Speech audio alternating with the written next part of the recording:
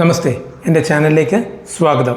ഞാൻ ഇന്നിവിടെ പറയാൻ ഉദ്ദേശിക്കുന്നത് നമ്മൾ ഇൻകം ടാക്സ് ആക്ടിൽ ഇപ്പം റിട്ടേൺ ഫയൽ ചെയ്യുന്ന ഒരു സമയമാണല്ലോ. അതായത് നമ്മളിപ്പം ഈ മാർച്ച് കഴിഞ്ഞാൽ ജൂലൈ റിട്ടേൺ ഇൻഡിവിജ്വൽ റിട്ടേൺസ് ഒക്കെ ഫയൽ ചെയ്യേണ്ട സമയമാണല്ലോ. സാലറി ക്ലാസ്സിനും അതേമാതിരി ബിസിനസ് ക്ലാസ്സിനൊക്കെ റിട്ടേൺ ഫയൽ ചെയ്യേണ്ട സമയമാണല്ലോ.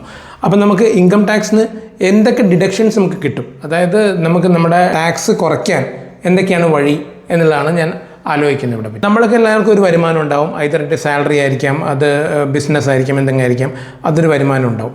അപ്പോൾ അതിൻ്റെ അകത്ത് നമുക്ക് കുറക്കാൻ പറ്റുന്ന കുറച്ച് ഇൻവെസ്റ്റ്മെൻറ്റ്സ് ഉണ്ട്. അതായത് നമുക്ക് കുറയ്ക്കാൻ പറ്റുന്നത് പുതിയ ഇൻകം ടാക്സ് 2025 അനുസരിച്ചിട്ട് സെക്ഷൻ 123 ഇതിനെപ്പറ്റി കൂടുതൽ പ്രതിപാദിക്കുന്നത്. ഫസ്റ്റ് നമ്മൾ പറയുന്നത് വെച്ചാൽ കുറച്ച് മൂന്നായിട്ട് നമുക്ക് ഇതിനെ ഡിവൈഡ് ചെയ്യാം.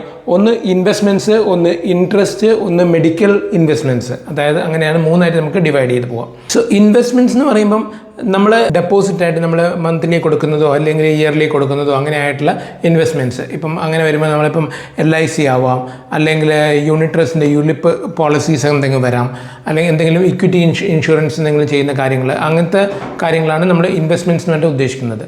സോ ഇത്തരം കാര്യങ്ങളിൽ നമ്മളിപ്പം LICയോ അല്ലെങ്കിൽ പ്രൈവറ്റ് ഇൻഷുറൻസ്, വേറെ ഏതെങ്കിലും പ്രൈവറ്റ് ഇൻഷുറൻസിലോ LIC എന്ന് ചെയ്യാൻ പബ്ലിക് ഇതായത് അതിൻ്റെ പേര് പറഞ്ഞതേ ഉള്ളൂ, അതല്ല വേറെ പബ്ലിക് പ്രൈവറ്റ് ഇൻഷുറൻസോ അല്ലെങ്കിൽ മ്യൂച്വൽ ഫണ്ട്സോ അങ്ങനെയൊക്കെ നമ്മൾ ഇൻവെസ്റ്റ് ചെയ്യുമ്പോൾ നമുക്ക് അതിൻ്റെ അകത്ത് നിന്ന് നമ്മളെ ടോട്ടൽ ഇൻകത്തിൽ നിന്ന് നമുക്ക് ഒരു എമൗണ്ട് നമുക്ക് കുറയ്ക്കാൻ പറ്റും. ആ എമൗണ്ട് നമുക്ക് കുറയ്ക്കുന്നതാണ് നമുക്ക് ഈ ഇൻവെസ്റ്റ്മെൻറ്റ്സിൽ നമ്മൾ കാര്യങ്ങൾ വരുന്നത്. അപ്പോൾ അതിൻ്റെ അകത്ത് നമുക്കിപ്പോൾ വരുന്നതെന്ന് വെച്ചാൽ PPF, പബ്ലിക് പ്രൊവിഡൻറ്റ് ഫണ്ട്, ഏറ്റവും നല്ലൊരു ഇൻവെസ്റ്റ്മെൻറ്റ്സ്. അത് രണ്ടുപേർക്കും ചെയ്യാൻ പറ്റുന്നതാണ്. ഒന്ന് സാലറി ക്ലാസ്സിനൊക്കെ അവരവരുടേതായ പ്രൊവിഡൻറ്റ് ഫണ്ട് ഉണ്ടാവും.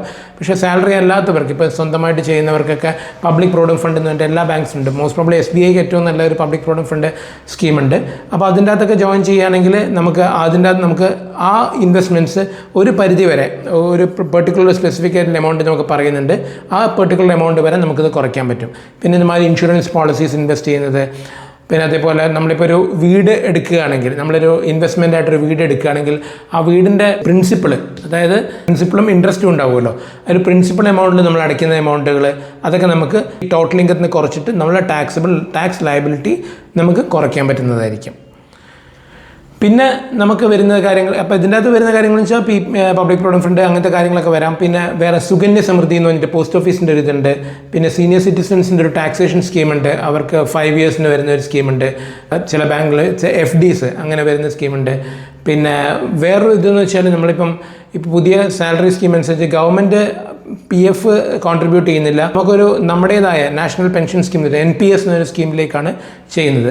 സോ NPSൽ നമ്മളിപ്പോൾ ഡെപ്പോസിറ്റ് ചെയ്യുന്ന എമൗണ്ടുകൾ, അതായത് ഇപ്പം രണ്ടായിട്ട് ഡിവൈഡ് ചെയ്യാം. അതിനെ നമ്മളുടെ സാലറി നമ്മൾ കട്ട് ചെയ്യുന്നൊരു എമൗണ്ട്, അതായത് എംപ്ലോയി കട്ട് ചെയ്യുന്നൊരു എമൗണ്ടും എംപ്ലോയർ കട്ട് ചെയ്യുന്നത്, നമ്മുടെ സാധാരണ പ്രൊവിഡൻറ്റ് ഫണ്ട് പോലെയോ അല്ലെങ്കിൽ ESI പോലെയോ അങ്ങനെ ഒരു കട്ട് ചെയ്ത് പോകുന്നുണ്ട്. അങ്ങനെ വരുന്ന എമൗണ്ടുകളിൽ നമ്മളുടെ ഷെയറും, അതായത് എംപ്ലോയിൻ്റെ ഷെയറും നമുക്ക് നമ്മളെ ഡിഡക്ഷനായിട്ട് നമുക്ക് എടുക്കാൻ പറ്റും.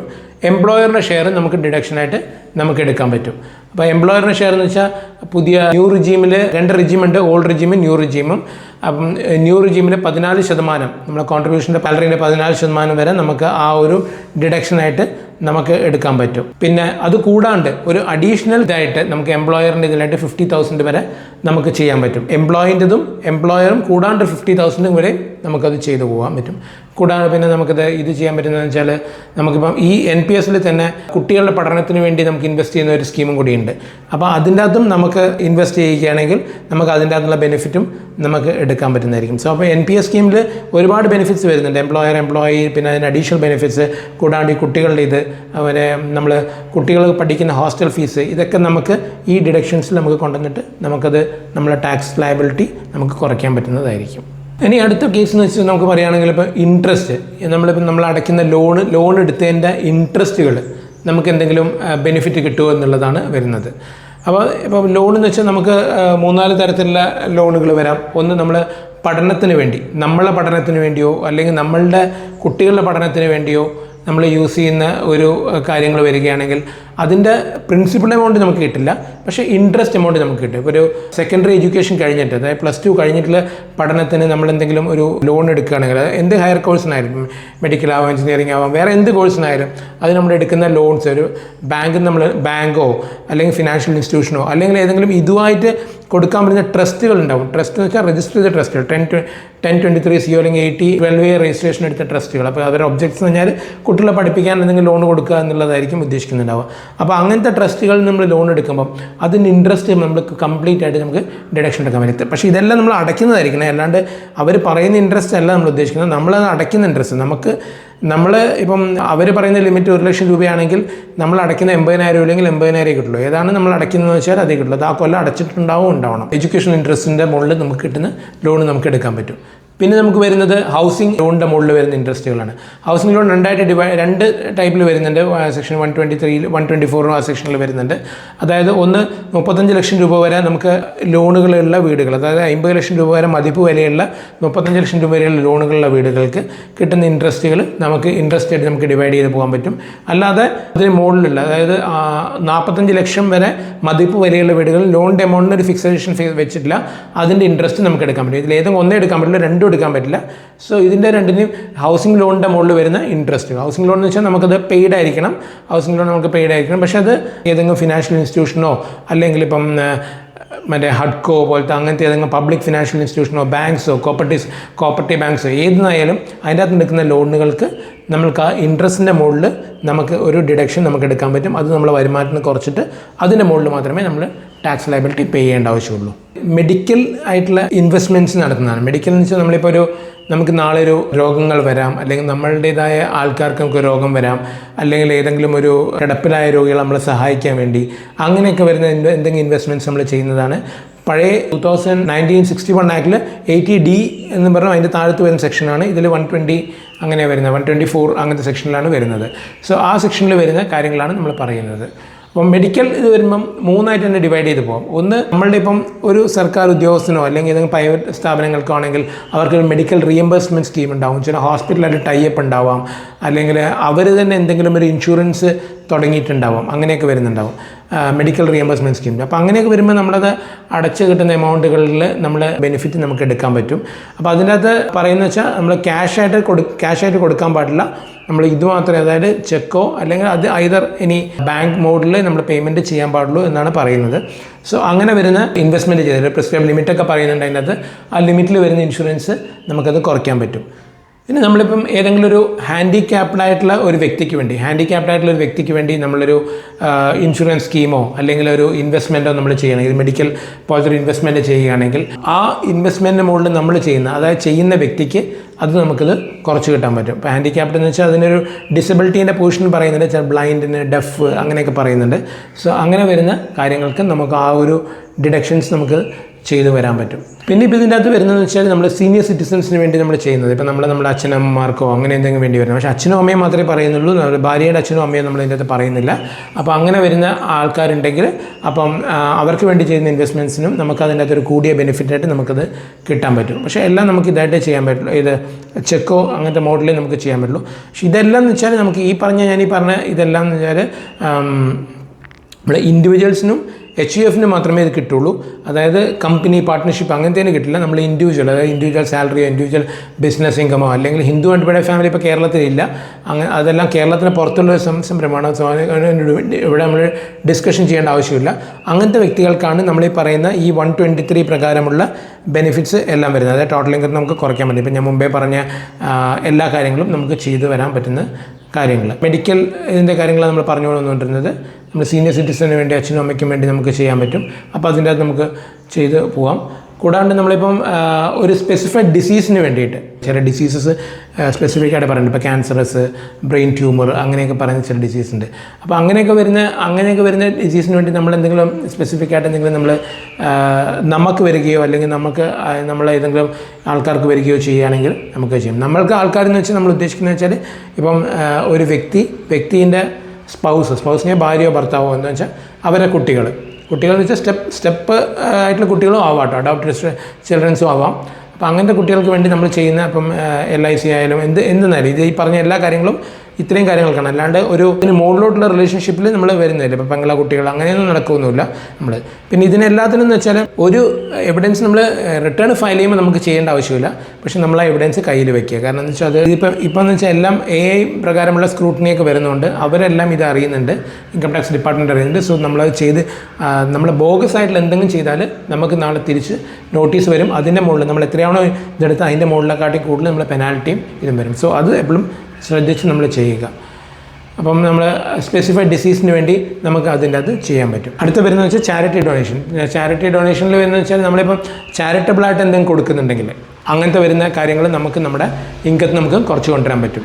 അപ്പോൾ നമ്മൾ ഇതിൽ 2 തരത്തിൽ ഡിവൈഡ് ചെയ്ത് പോകുന്നുണ്ട്. ഒന്ന് നമ്മൾ ചെയ്ത ഡൊണേഷൻസ് കംപ്ലീറ്റ് കിട്ടുന്ന ഡൊണേഷൻസ് ഉണ്ട്. അല്ലാതെ പിന്നെ നമ്മൾ ചെയ്യുന്നതിന് ടോട്ടൽ ഇൻകത്തിന് 10% മാത്രം കിട്ടുന്ന ചില ഡൊണേഷൻസ് ഉണ്ട്. നമ്മൾ സാധാരണഗതിയിൽ ഇപ്പം ഏതെങ്കിലും ട്രസ്റ്റുകളോ അല്ലെങ്കിൽ ഇപ്പം ഏതെങ്കിലും പള്ളികളോ മോസ്കോ തിരുമല ദേവസ്വം അവരൊരു ട്രസ്റ്റാണ്, അവർക്ക് കൊടുത്തു കഴിഞ്ഞാൽ അതിൻ്റെ ബെനിഫിറ്റ് ഉണ്ട്. അപ്പോൾ അങ്ങനെയൊക്കെ പറഞ്ഞാൽ ഇപ്പോൾ ചില ട്രസ്റ്റുകൾ, ഇപ്പോൾ കുട്ടികളെ വളർത്തുന്ന ചില ട്രസ്റ്റുകൾ, അവർക്ക് ATG ബെനിഫിറ്റുള്ള ട്രസ്റ്റുകളുണ്ടാവും, പഴയ ATG പ്രകാരമുള്ള. അപ്പം അത് പ്രകാരമുള്ള ട്രസ്റ്റുകൾക്ക് നമ്മൾ കൊടുത്താൽ നമുക്കൊരു ബെനിഫിറ്റ് കിട്ടുന്നത് വളരെ കുറവായിട്ടുള്ള മാത്രമേ നമുക്ക് കിട്ടത്തുള്ളൂ. അതായത് നമ്മൾ ടോട്ടൽ ഇൻകത്തിന് 10% മാത്രമേ നമുക്ക് അതിനകത്ത് വരുമാന ഡിഡക്ഷൻ നമുക്ക് കിട്ടുള്ളൂ. പക്ഷെ നമ്മളത് ആ വ്യക്തി അവരുടെ റിട്ടേൺസിൽ അത് കാണിക്കണം. 10BD എന്നൊക്കെ പറഞ്ഞൊരു ഇതുണ്ട്. അതിൽ നമ്മളെ പാനൊക്കെ കാണിച്ചിട്ടുണ്ടെങ്കിൽ മാത്രമേ നമുക്കത് കയറുള്ളൂ. അത് ഓട്ടോമാറ്റഡായിട്ട് വരുന്നതാണ്. നമ്മൾ ഫയൽ ചെയ്യുമ്പോൾ തന്നെ നമ്മൾ ആർക്കും കൊടുത്തിട്ടുണ്ടെങ്കിൽ ഓട്ടോമാറ്റഡായിട്ട് നമ്മൾ റിട്ടേണിൽ അത് വരും. അതിപ്പം നമ്മൾ കൂട്ടി കൊടുക്കണില്ല. അപ്പോൾ ബോഗസ് ആയിട്ടുള്ള കുറയ്ക്കാനാണ് അത് ചെയ്യുന്നത്. പിന്നെ വരുന്നതെന്ന് വെച്ചാൽ നമുക്കിപ്പം 100% നമുക്ക് കിട്ടുന്ന ചില ഡൊണേഷൻസ് ഉണ്ട്. ഇവ പ്രധാനമന്ത്രിൻ്റെ ദുരിതാശ്വാസ നിധി ഇത്, പിന്നെ ആന്ധ്രാപ്രദേശ് മുഖ്യമന്ത്രിയുടെ ദുരിതാശ്വാസ നിധി ഇത്, പിന്നെ ഡിഫൻസിൻ്റെ ദുരിതാശ്വാസ നിധികൾ, അല്ലെങ്കിൽ ഡിഫൻസിനെ സഹായിക്കാൻ വേണ്ടിയുള്ള ഇത് ആൾക്കാർ, അങ്ങനത്തെ കാര്യങ്ങൾക്കൊക്കെ വരുമ്പം നമുക്ക് നമ്മൾ എത്രയാണോ ഡൊണേഷൻ നമ്മൾ ചെയ്തത് അതിൻ്റെ 100% നമുക്കത് കിട്ടുന്നതായിരിക്കും. ഇതാണ് നമ്മൾ ഡൊണേഷൻസിൻ്റെ മുകളിൽ വരുന്ന ഒരു ഡിഡക്ഷൻസ് എന്ന് പറയുന്നത്.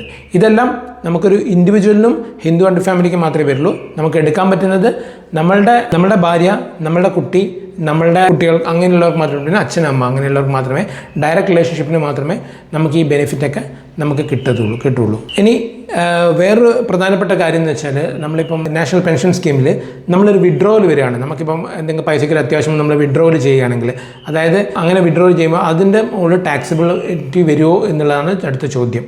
നമ്മളിപ്പോൾ ഒരാൾ മരിച്ചിട്ടുള്ള NPS സ്കീമാണെങ്കിൽ അയാളുടെ ലീഗൽ ഹെയറിന് കിട്ടുമ്പം അതിന് ടാക്സിബിലിറ്റി വരുന്നില്ല, ഫുള്ളി എക്സംപ്റ്റഡ് ആണ്. പക്ഷേ ഇപ്പം നമ്മളിപ്പോൾ ഒരാൾ റിട്ടയർമെൻറ്റ് ചെയ്തിട്ട് ക്ലോഷറായിട്ട് വരുന്ന നാഷണൽ പെൻഷൻ സ്കീമിലെ ആ ഒരു ബൾക്കായിട്ടുള്ള സം നമുക്ക് കിട്ടുമല്ലോ, ആ ബൾക്കായിട്ടുള്ള സമ്മിൽ 60%ഓളമാണ് ടാക്സിബിലിറ്റി ഒഴിഞ്ഞു കിട്ടുന്നത്. ബാക്കി 40% നമ്മൾ ടാക്സിബിലിറ്റി കൊടുക്കണം. ഇപ്പം നമ്മളൊരു പാർട്ടായിട്ടുള്ള എമൗണ്ട് മാത്രം, ഇപ്പോൾ ഒരു 10,000 രൂപ മാത്രമേ എനിക്ക് ആവശ്യമുള്ളൂ, അത് ഞാൻ NPS സ്കീമിൽ നിന്ന് നമ്മൾ പെൻഷൻ സ്കീമിൽ നിന്ന് അല്ലെങ്കിൽ പെൻഷൻ ഫണ്ടിൽ നമ്മൾ പെൻഷൻ സ്കീമിലുള്ള പെൻഷൻ ഫണ്ടിൽ നമ്മൾ വിഡ്രോ ചെയ്യുമ്പം അതിൻ്റെ 25% വരെ, അതായത് 25% വരെ നമുക്ക് എക്സംപ്റ്റഡ് ആയിട്ട് കിട്ടും. ബാക്കിയുള്ളതിൻ്റെ മുകളിൽ നമ്മൾ ടാക്സിബിലിറ്റി കൊടുക്കേണ്ടി വരും. പക്ഷേ ഇതിൻ്റെ മുകളിൽ കിട്ടുന്ന പെൻഷൻ ഉണ്ടല്ലോ, അതായത് ഇപ്പം നാഷണൽ പെൻഷൻ സ്കീമിൽ നമ്മൾ റിട്ടയർമെൻറ്റ് കഴിഞ്ഞാൽ നമുക്ക് കിട്ടുന്ന പെൻഷൻ അത് പക്ഷേ ടാക്സിബിൾ ആയിരിക്കും. അതായത് നമുക്ക് കിട്ടുന്ന ബൾക്ക് എമൗണ്ട് മാത്രമേ ഞാൻ ഈ പറഞ്ഞ ഇതിൽ കുറഞ്ഞു കിട്ടത്തുള്ളൂ. അല്ലാണ്ട് ബാക്കിയുള്ള എമൗണ്ടുകളൊക്കെ it will be a taxable amount. അത് സാലറി എന്ന ഹെഡ് തന്നെ നമ്മൾ പോകുന്നതായിരിക്കും. സോ ഇതാണ് നമ്മളൊരു ബ്രീഫ് ഔട്ട് വരുന്നത്. ഈ പറഞ്ഞതെല്ലാം ഒന്നും കൂടി സമ്മറൈസ് ചെയ്ത് പറയാം. ടോട്ടൽ ഇൻകത്തിൻ്റെ മുകളിലാണ് നമുക്ക് വരുന്ന ഡിഡക്ഷൻസ് ആണ് ഞാൻ ഈ പറഞ്ഞതെല്ലാം. അതായത് ഒന്ന് നമ്മളെ ഇൻവെസ്റ്റ്മെൻറ്റ് നമുക്ക് ചെയ്യാം, LIC പോലത്തെ സംഭവങ്ങൾ ചെയ്യാം. ഒന്ന് നമുക്ക് ഇൻട്രസ്റ്റിൻ്റെ മുകളിൽ നമ്മൾ ഏതെങ്കിലും ലോൺ എടുത്തിട്ടുണ്ടെങ്കിൽ നമുക്ക് ആ ഇൻട്രസ്റ്റ് നമുക്ക് കിട്ടും. എഡ്യൂക്കേഷൻ ലോണോ ഹൗസിംഗ് ലോണോ അങ്ങനെ എന്തെങ്കിലും ചെയ്തിട്ടുണ്ടെങ്കിൽ ആ ഇൻട്രസ്റ്റ് നമുക്ക് കുറച്ച് കിട്ടാൻ പറ്റും. പിന്നെ മെഡിക്കൽ ഇൻവെസ്റ്റ്മെൻറ്റ്സ്, ഇപ്പം നമ്മുടെ മെഡിക്കലായിട്ടുള്ള ബന്ധപ്പെട്ട കാര്യങ്ങൾക്ക് വേണ്ടി നമ്മൾ എന്തെങ്കിലും ഇൻവെസ്റ്റ്മെൻറ്റ് ക്യാഷ് അല്ലാണ്ട് ചെക്ക് മുഖാന്തരം നമ്മൾ ഇൻവെസ്റ്റ് ചെയ്യുന്നത്, അല്ലെങ്കിൽ ഏതെങ്കിലും സ്പെസിഫൈഡ് ഡിസീസിന് വേണ്ടി നമ്മൾ ചെയ്യുക, നമ്മുടെ മാതാപിതാക്കൾക്ക് വേണ്ടി നമ്മൾ ഇൻവെസ്റ്റ് ചെയ്യുക, അംഗവൈകല്യമുള്ള ഒരു വ്യക്തിക്ക് വേണ്ടി നമ്മൾ ഇൻവെസ്റ്റ്മെൻറ്റ് ചെയ്യുക, ഇതെല്ലാം നമ്മൾ ചെയ്യുമ്പോൾ നമുക്ക് കിട്ടും. പിന്നെ NPS സ്കീമിൽ നമുക്ക് കിട്ടുന്ന 14% വരെ നമുക്ക് കിട്ടും ഡിഡക്ഷൻ. നമുക്ക് എംപ്ലോയറും എംപ്ലോയിയും പിന്നെ ഒരു അഡീഷണൽ 50,000 വരെ നമുക്ക് കിട്ടാൻ ഇതുണ്ട്, അത് നമുക്ക് കുറയ്ക്കാൻ പറ്റും. കൂടാതെ നമുക്ക് NPS സ്കീമിൽ നമ്മൾ എപ്പോഴെങ്കിലും നമ്മൾ വിഡ്രോ ചെയ്യുന്നുണ്ടെങ്കിൽ, നമ്മൾ പാർട്ടായിട്ട് വിഡ്രോ ചെയ്യുന്നെങ്കിൽ അതിൻ്റെ 25%, പിന്നെ ഫുള്ളായിട്ട് പോകുമ്പോൾ അതിൻ്റെ 60%, പെൻഷൻ്റെ മുകളിൽ നമ്മുടെ ടാക്സിബിലിറ്റിയും വരും. 2 സ്കീമുണ്ട്, ന്യൂ സ്കീമും ഓൾഡ് സ്കീം എന്ന് പറഞ്ഞ് വരുന്നുണ്ട്. അതിൻ്റെ അകത്ത് ഓൾഡ് സ്കീമിലൊക്കെ ആയിട്ട് വരുന്ന ഒരു ഡിഡക്ഷൻസിൻ്റെ പാർട്ട് ഇതാണ്. ഇത് നമ്മൾ ചെയ്യുകയാണെങ്കിൽ നമ്മുടെ ടാക്സിബിൾ ലയബിലിറ്റി ഒരുപാട് നമുക്ക് കുറച്ച് കൊണ്ടുവരാൻ പറ്റും. എൻ്റെ ഈ വീഡിയോ കണ്ടതിൽ എല്ലാവർക്കും നന്ദി. നിങ്ങളുടെ ചാനൽ സബ്സ്ക്രൈബ് ചെയ്യുക, നോട്ടിഫിക്കേഷൻസിന് മറ്റും വേണ്ടി ബെൽ ബട്ടൺ അമർത്തുക, ലൈക്ക് ചെയ്യുക. നന്ദി, നമസ്കാരം.